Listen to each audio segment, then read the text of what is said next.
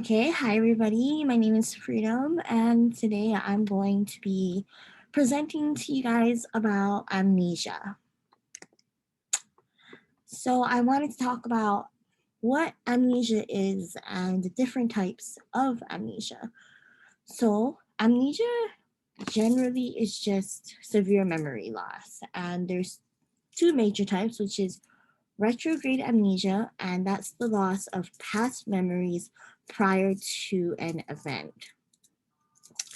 And anterograde amnesia is the inability to form new memories after an event. So, why is amnesia exciting to me? Well, I do have some personal experience towards the later end of my great grandmother's life. She started to lose a lot of her memory, and it was after she took a fall. So um, I was very young still, so I didn't really connect the dots. But now that I'm learning about amnesia, I'm starting to understand a lot more about what happened. And I also wanted to learn more about it because I am so clumsy and I literally hit my head all the time. And Professor Walker mentioned that if you hit your head hard enough, you could lose some memories. So, yeah, I wanted to know if that has ever happened to me. So, I wanted to dig deeper into that.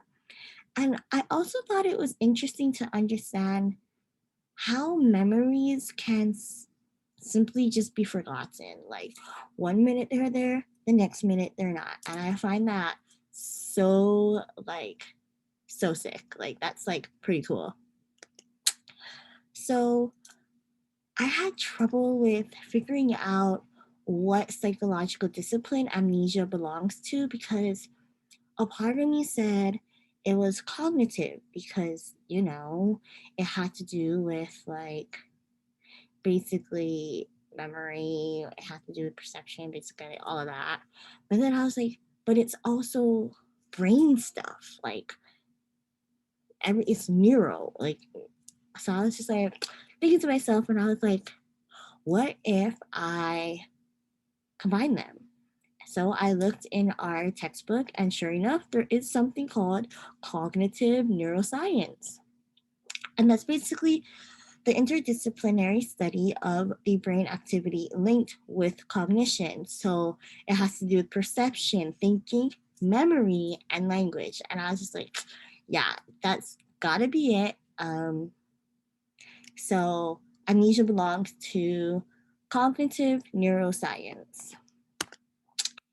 An example of anterograde amnesia, this is actually a very famous case or patient, I guess you could say, one of those, maybe both, is Henry Malazan, and he actually suffered from epilepsy since he was a child, and he wanted to participate in this super risky surgery where, trigger warning, I don't know, like if you guys get grossed out really quickly, but it might be a little gross for you.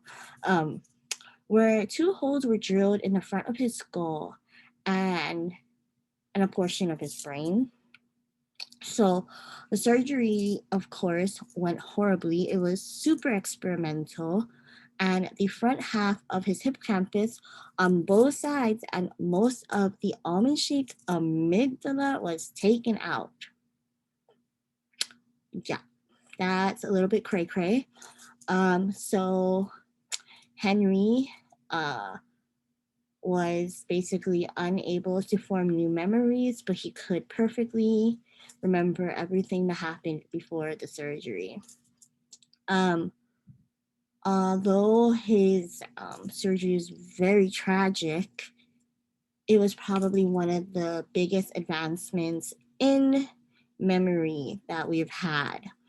Before his accident, his tragic surgery, um, scientists and everybody believed that memory was the entire brain. But thanks to learning from Henry's surgery, we're able to realize that memory is actually concentrated in one part of the brain and it's not the entire brain. So, although under super unfortunate circumstances, this is probably one of the biggest advances and one of the most important events in memory history. So, after researching about amnesia and really digging deep, I want like how I was like struggling. I was like, how am I going to apply this to the real world? And I was thinking, well, why did I choose this? And I chose amnesia because of my grandmother, of course, and myself. So I can apply this to if another one of my grandparents or if I get amnesia, I can apply what I learned to basically my grandma or any person who does have amnesia, you know? And it's also like understanding the differences between the types of amnesias. I find that very important because they're so different, and it's so important to know if you're treating a patient, which amnesia that patient has. Um, and I also wanted to add that applying amnesia to the real world means being aware that amnesia affects everybody differently.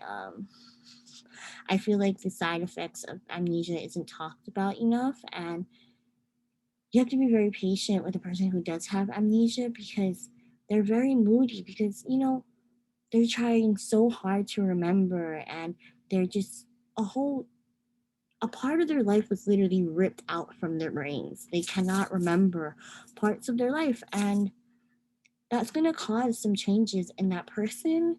And I feel like that should be talked about a lot more. But that's how I would apply it to the real world. Thank you so much for watching my presentation, and I hope you guys enjoyed it. Yep, and that's just my references. So thank you so much, and yeah.